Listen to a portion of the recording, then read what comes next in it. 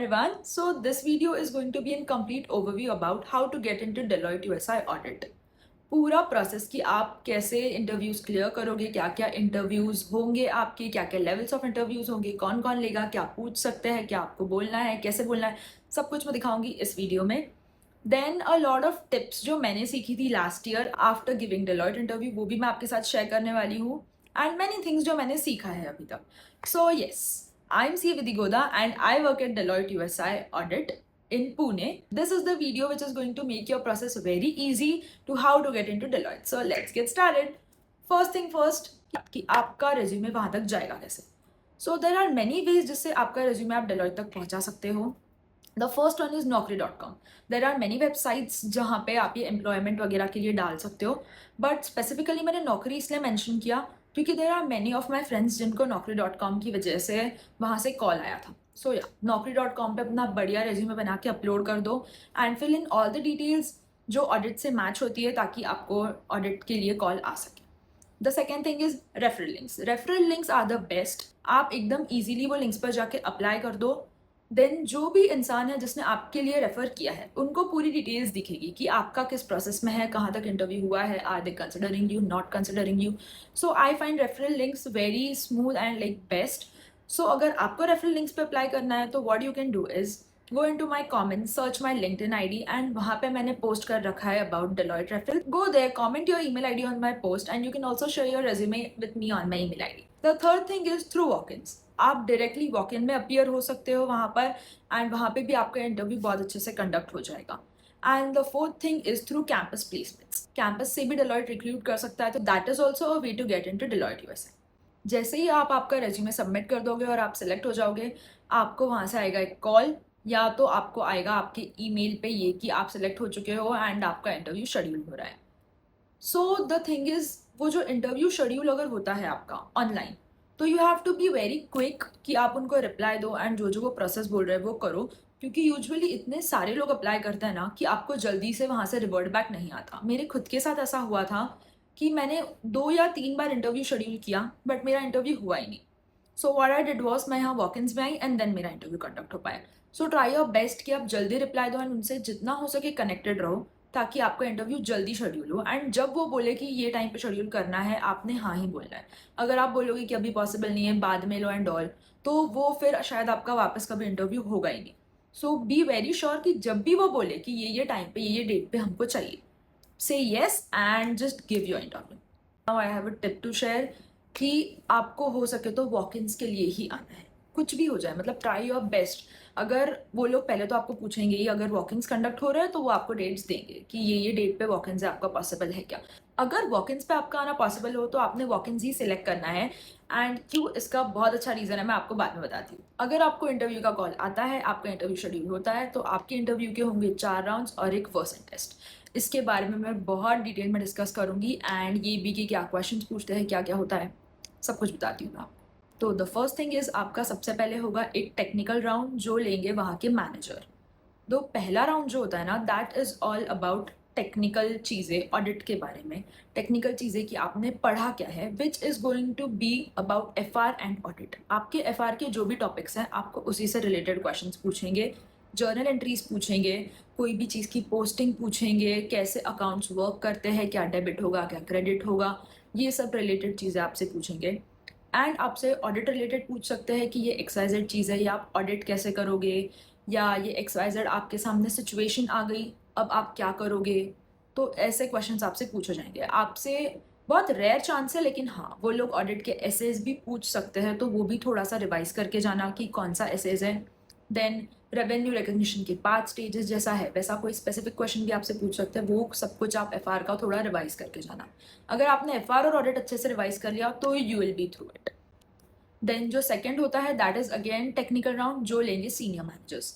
Senior managers थोड़े से like audit and FR के ही लेकिन हायर लेवल के क्वेश्चंस पूछ सकते हैं, जैसे गुडविल वगैरह की कोई एडजस्टमेंट पूछ ली, या और कुछ इंटैंजिबल्स, असेट्स हेल्ड फॉर सेल, वैसे वाले जो क्वेश्चंस है जो एकदम ही स्टिक टू जर्नल एंट्रीज नहीं है, वो लोग पूछेंगे. And they will be very specific in asking about एक कोई तो एरिया ऑडिट का, जैसे पेरोल पूछ सकते हैं वो आपको, ऐसा कोई तो एक स्पेसिफिक एरिया वो आपको पूछेंगे कि ये आप कैसे ऑडिट करोगे बताओ. देन आफ्टर दैट आपका होगा HR राउंड। HR राउंड जो है उसमें आपको आपके बारे में पूछेंगे, जैसे कि आप कहाँ से हो, आप क्या करते हो, देन आपको ऑडिट क्यों पसंद है, आपने ऑडिट ही क्यों सिलेक्ट किया, आपने डिलॉयट ही क्यों सिलेक्ट किया। ये सारे क्वेश्चंस आपसे डिलॉयट रिलेटेड स्पेसिफिकली भी पूछ सकते हैं। Then one question which they are going to ask is कि आप क्या पे एक्सपेक्ट कर रहे हो। तो आपको बाहर ऑलरेडी मार्केट से पता चल जाएगा कि डिलॉयट क्या पे कर रहा है, तो आप अगर हो सके तो उसी रेंज में बोलना, if you are happy with it. अगर आपको कुछ और लाइक हायर एक्सपेक्टेशन है तो आप आपकी वो एक्सपेक्टेशन बताना। एंड मेरा तो एक्सपीरियंस ये रहा था कि उन्होंने ऐसा स्पेसिफिक बता दिया था मेरी एक्सपेक्टेशन पूछने के बाद कि हम लोग ये ऑफ़र कर रहे हैं and we are not going to negotiate. So आपके केस में आप देखना, इफ़ नेगोशिएट हो पाए तो बहुत अच्छी बात है, लेकिन मोस्टली तो वो बता देते हैं। वो आप मार्केट से स्टडी करके ही जाना ताकि वहाँ पर आप प्रॉपर आंसर दे पाओ कि क्या रेंज होना चाहिए आपका। And don't be very specific कि ये अमाउंट, कोई रेंज बता दो, जैसे 11 to 13 लाख बता दिया, ऐसा कोई छोटा रेंज ना कि 15 से 20 लाख, ऐसा नहीं, एक प्रॉपर रेंज बता देना। जो भी आपने मार्केट में सुना हो चल रहा है या जो भी डिलॉयट ऑफर कर रहा है आपको पता चला हो वो आप बता देना, so that will be fine. Then the fourth thing is versant test. बहुत सारे लोगों का पहले वर्सन टेस्ट होता है या तो पहले fourth round of interview PPMD round होता है। जो वर्सन टेस्ट है that is like an English test. वहाँ पर आपको दो ये होते हैं, एक तो होता है लिसनिंग स्किल एंड एक is writing skill, typing skill basically. तो वहाँ पे ना अलग अलग टाइप के क्वेश्चंस आएंगे वर्सन टेस्ट में, वो आपको अकेले बैठ के देना है and that is an online test. आपने ऑनलाइन लॉग इन करना है, आपको लिंक आएगी आपके मेल पे एंड उस पर आपने वो टेस्ट देनी है। वो टेस्ट में आपको स्पेसिफिकली पूछेंगे अबाउट ग्रामर थोड़ा सा, then sentence formation, then statement writing, then situation कुछ देंगे एंड आपको बाद में वो टाइप करके बताना है कि यहाँ क्या हुआ है। या तो लिसनिंग रहेगा कि पूरी सिचुएशन सुनो एंड देन बताओ कि क्या है, या तो रीड करो देन फिर से रीराइट करो समरी, ऐसे वाले क्वेश्चंस आएंगे। वो अराउंड 1-1.5 घंटे का टेस्ट होता है, जो आपने बहुत ही शांत जगह पे अच्छे से हेडफोन्स पहन के प्रॉपर एकदम, जिसमें माइक भी हो, क्योंकि स्पीकिंग स्किल्स भी वहाँ पे टेस्ट होंगी आपकी। कुछ क्वेश्चन रहेगा आपको रीड करने लगाएंगे या तो कुछ आपको रिपीट करने लगाएंगे उनके पीछे कि आपने क्या सुना है, एंड वो आप थोड़ा ध्यान से देना। मुझे जितना लोगों से बात करके पता चला है वो लोगों को थोड़ा डिफिकल्ट जाता है, क्योंकि जो एक्सेंट होते हैं वर्सन टेस्ट में वो पूरे UK US वालों के होते हैं। अब इंडियंस का accent is way different than UK US, and वहाँ पे will be dealing with UK and US clients.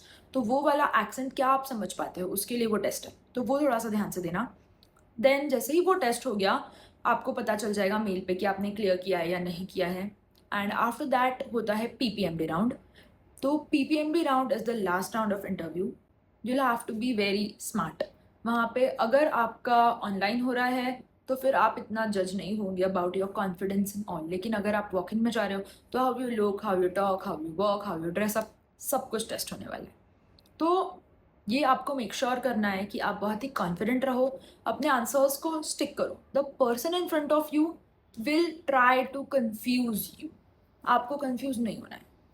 PPMD round में वो आपको एक या दो बहुत हार्ड टेक्निकल क्वेश्चंस पूछेंगे जो कि आप गेस भी नहीं कर पाओगे। मतलब अभी मैंने बच्चे हुओं का बता दिया कि क्या आ सकता है, वहाँ कुछ तो आ जाएगा। कोई तो डिविडेंड की एडजस्टमेंट पूछ लेंगे, कुछ ऐसा जो कोई स्क्रैप रिलेटेड कुछ तो पूछ लेंगे कि ये स्क्रैप का ऐसे एडजस्टमेंट कैसे होगा अगर ये सिचुएशन आ गया तो। ऐसा कुछ तो एकदम ही out of the box question रहेगा। You have to be prepare for that and don't get scared. जो भी तुमको लगता है वो तुम बताओ, तुम्हारा लॉजिक बताओ कि मुझे ऐसा लगता है कि ये ट्रीटमेंट होगा क्योंकि ऐसा ऐसा is the logic, that is fine. And would they try to confuse you, पर आपको कन्फ्यूज नहीं होना है, बहुत ही कॉन्फिडेंटली आंसर करना है कि यही है एंड मेरा लॉजिक इसके पीछे का ये है, तो दैट इज फाइन। फिर आपका आंसर करेक्ट हो या गलत हो that does not makes a difference, उनको सिर्फ आपका कॉन्फिडेंस एंड आपका वे ऑफ थिंकिंग जज करना है, तो you will be fine with it. But try your best कि आप करेक्ट आंसर देंगे आप। अदर देन दैट वो आपसे पूछेंगे बहुत सारी चीज़ें कि what is going on in your life and all, तो उसका आपको नॉर्मल एक कॉन्वर्जेशन स्ट्राइक करना है एंड अच्छे से वो कॉन्वर्जेशन एंड करना है, जो भी आपको अच्छा लगा या जो भी वो पूछेंगे उससे रिलेटेड। जो PPMD राउंड होता है that is also a difficult part, बहुत सारे लोग वहाँ पर भी क्लियर नहीं कर पाए, तो वहाँ पे भी आपको एकदम स्मार्टली एकदम ध्यान से आंसर्स देने हैं and you have to be confident. Then after that I will answer the question कि आपको वॉक-इन्स में क्यों जाना चाहिए। The easiest way to get till Deloitte USI is through walk-ins, क्योंकि बच्चे में जो भी वेज मैंने बताए जैसे नौकरी हो गया या रेफरल या एनीथिंग, वहाँ पे आपका रेज्यूमे वो लोग देखेंगे एंड आपका रेज्यूमे टेस्ट होने वाला है। Like they will go through it, या जो भी एआई होता है उसके थ्रू आपका रेज्यूमे टेस्ट होगा एंड अगर आपका फिट बैठता है तो ही they are going to call you. But in walk-ins ऐसा नहीं होने वाला है। वॉक-इन्स में आपका रेज्यूमे कैसा भी हो, वो आपका रेज्यूमे लेंगे एंड आपको बैठा देंगे एंड आपका इंटरव्यू होगा, इसकी श्योरिटी है।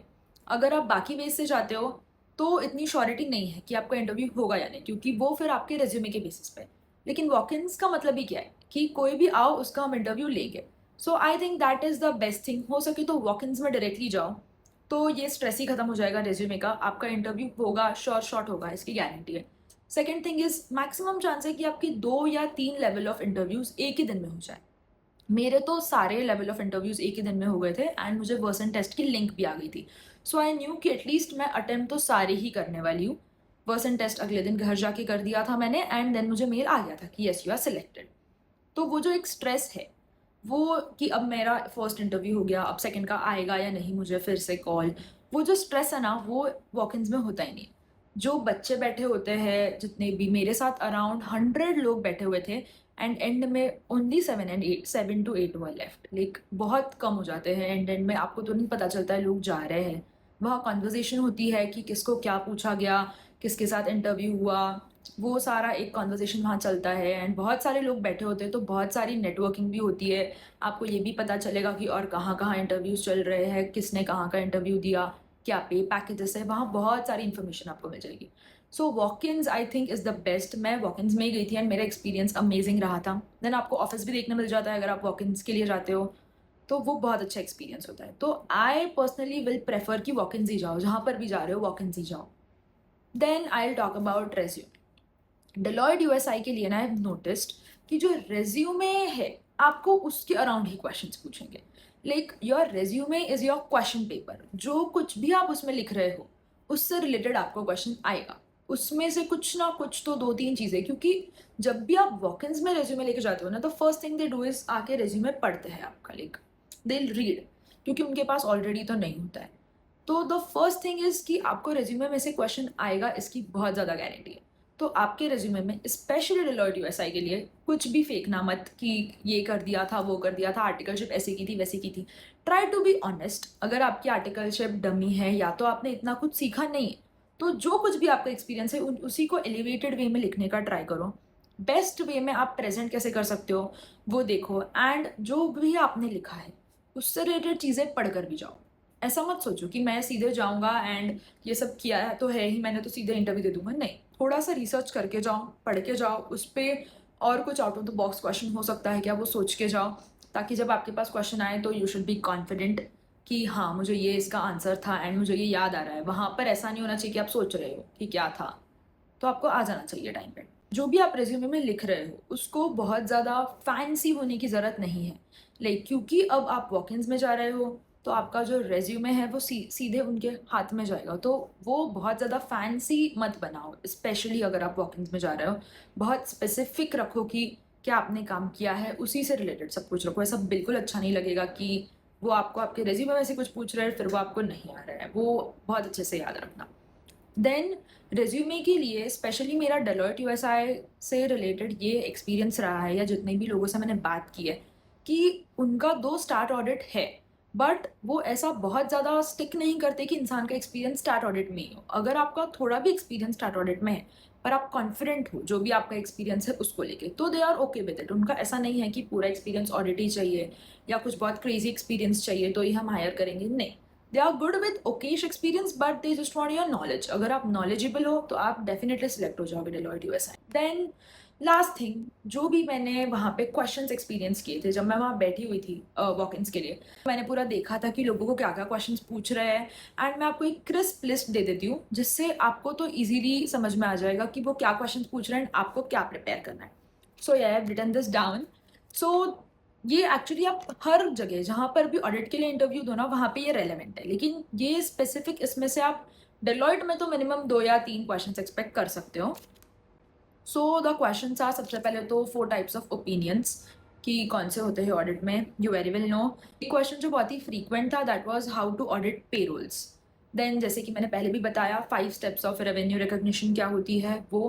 देन रेवेन्यू रिकग्निशन पे आपको बहुत सारे सिचुएशनल क्वेश्चंस भी आएंगे कि अगर ये सिचुएशन है तो इस पर रेवेन्यू कैसे रिकॉग्नाइज होगा।